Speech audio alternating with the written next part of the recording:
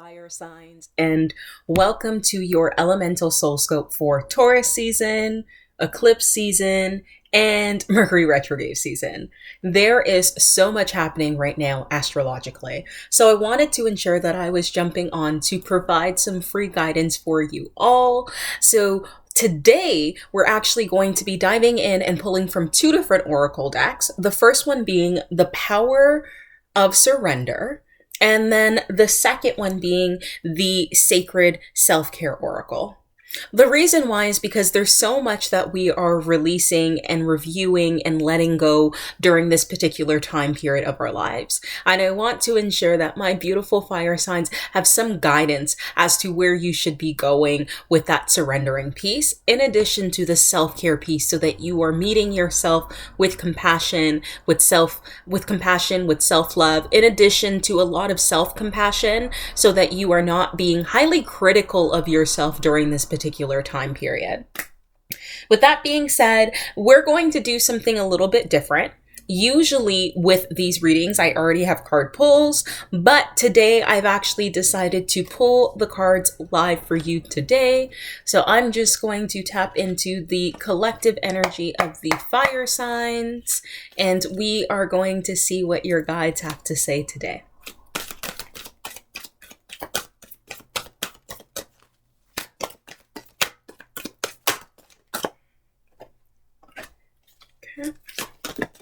Awesome. So we have three cards for you here. The first two cards that fell out together was Surrender to Trust. Surrender to Trust. Trust yourself and your decisions. Don't be swayed by other people's strong opinions about what to do. Take action and be confident that you have chosen the right path. Some of y'all right now are really doubting the decisions that are happening, and you're not doubting them because you're doubting yourself. Again, you're doubting them because of the other opinions and the souls who are around you who are really piping in. So the first thing to be said is, how can you maybe keep some of your secrets, your desires, your goals, and your intentions to yourself so that they're not met with the external opinions of other people, especially if it's not encouraging you to make the moves that you want to make. And then the second piece is, how can you remind yourself to continue to take inspired action and to remind yourself that you have chosen the right path, even if other souls don't quite understand the path that you have chosen for yourself? The second card that came up with this was Surrender Procrastination. Interesting, just color choices too. So surrender procrastination. Now is the time to jump on a goal instead of putting it off. Taking action will attract success. So we have taking action here, and we have take action and be confident that you have chosen the right path. So I know during Mercury season particularly that there's always this topic of conversation that we should not manifest. And one of the things that I really want to say is that it's not that you should not be manifesting or that you should not be taking action. It's to be mindful and to be focused. And a lot of times during this particular time period, there's so much confusion and not a lot of clarity that you're not taking inspired action, and you're not taking action that's in alignment with your soul. I saw 333 on the clock there as I was saying that, simply because of the fact that you're not synchronized with your path. When you are synchronized, you can continue to take aligned action and inspired action, and you will be met with rewards because you are, again, taking paths, steps in the things that are in alignment for you. The problem is when we start trying to do things that are not in alignment with us during a season that is historically very much about confusion. If you are confused and then you are taking more confused steps, how much further are you really going to be going throughout your journey? So again, there's this surrender to procrastination. And again, this is coming up with y'all air signs because your guides want you to start focusing on the fact that you are ready to take action, that you have been reviewing for some time, you have been reflecting for some time, and now it's time for you to trust and to stop your lack of movement that has been happening right now and really allow yourself to continue to take actions in the ways that you know your guides have been asking you to take action. We then have a third card to wrap up your 3-card spread for the power of surrender, which is Surrender to Passion. right? Get out of your head and focus on the fire in your belly. Fire signs.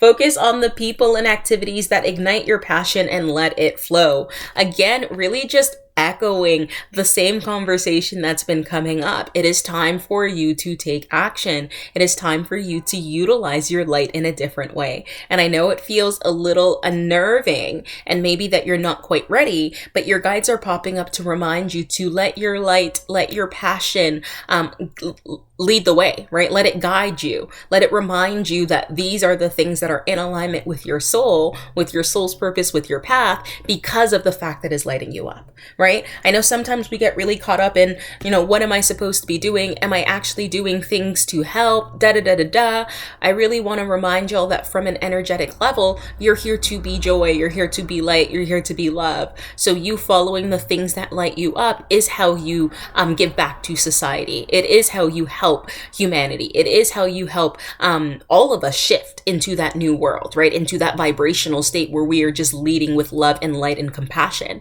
But it really does stem from that space of you, right? How can you start embracing your own light, sharing your light with your community, and just doing so on a consistent basis by being yourself? And being yourself means doing things that actually make you happy. We're going to segue here into the Sacred Self-Care Oracle to see what your guides have to say about what self-care things y'all should be doing to take care of yourselves during this season, fire signs. So let's see what they have to say. We got one that fell out. Let's see if we have any more. We got two that fell out. That was aggressive. Ooh, fun. And we have one more that's kind of just calling my name. So we'll do 3 cards here. There are some affirmations attached, so I will go to the book for this one just so that I can read the affirmation. So the first Sacred Self-Care Oracle that came up for y'all was sing. Right? My voice uplifts all who hears it. My voice uplifts all who hears it. We're in a space of y'all being called and being asked to start sharing your voice, right? To start actually uplifting society and the communities around you simply by being who you are, saying what you mean, and starting to hold people accountable, right? So you singing is going to allow you to start getting just comfortable with your own voice, really empowering you and asking yourself, how do you feel about your voice? Are you connected to it? Are you disconnected? And what can we do so that you can then bridge that gap one way or the other? So really interesting thing there. Then we move on to card number 50 for y'all. And the card that came up here was Sweet Treats, which I love. I personally have a really big sweet tooth. So I actually love this card because it's not even going where I think it's going to go. The affirmation says, life is sweet to me. Right? Life is sweet to me.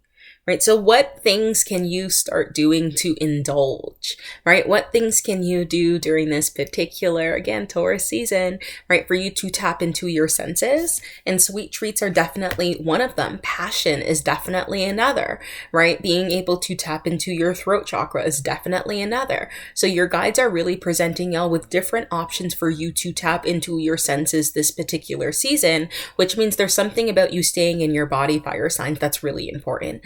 Especially if we're in the space of y'all taking inspired action, that means actually co-creating and not doing so from a space with you just being in your crown. But if you're taking action, it means that we're actually bringing things into the physical, right? So let's remind ourselves that life can be sweet, that life is sweet to you. And the more that you indulge in things that feel good, the more that life is going to feel good for you, right? There is a connection there, but right now the connection is really starting with you.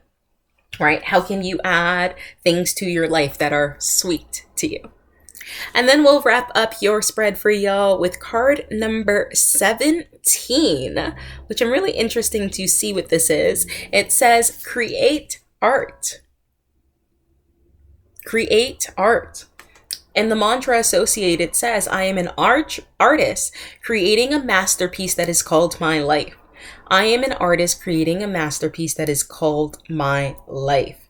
right? So this is definitely another place of, if you're not really sure where to start, how can you start implementing small things little by little, because of the fact that you are the masterpiece of your own life? Going back to that life is sweet to you, going back to your voice uplifts everybody who hears it. We're in the space of really being service space, really being in a space of wanting to help other people, but again, not at a detriment to ourselves, not without boundaries, right? Not without compassion to us. So really just acknowledging that if you are the masterpiece of your own life, if you are the artist of your own life, the hero of your own story, how can you start owning that, taking accountability, and really feeling empowered with the fact that you get to take action, with the fact that you get to move, with the fact that you get to trust, with the fact that you get to co-create? There's this space of really owning, right? And really owning where you're at. And owning where you're at also means allowing yourself to be grounded and to be secure and to be stable with what you are currently bringing to the table, right? Just because you are chasing something, fire signs, a goal, a manifestation, or something that you feel is out of reach, does not mean that you do not have the foundation in order for you to start taking steps in order for you to get there. Let's remind ourselves that in order for you to get there, we must start in the present. Right. So always I say, right, take what resonates and leave the rest. If these messages have resonated with you, please do leave a comment below. I would love to interact with y'all and love to read how these messages have affected y'all. As always, if you feel called, I have some offerings to highlight, in addition to revealing the truth and hidden lies that's going to be coming up on May 5th at 3 a.m. EST. If you're interested in really having things come to light so that you can start taking action with all of the truth, with none of the illusion, that's going to be something to help, in addition to the Mercury retrograde spread that's happening right now. It's a pre-recorded reading, and I have 3 of them left.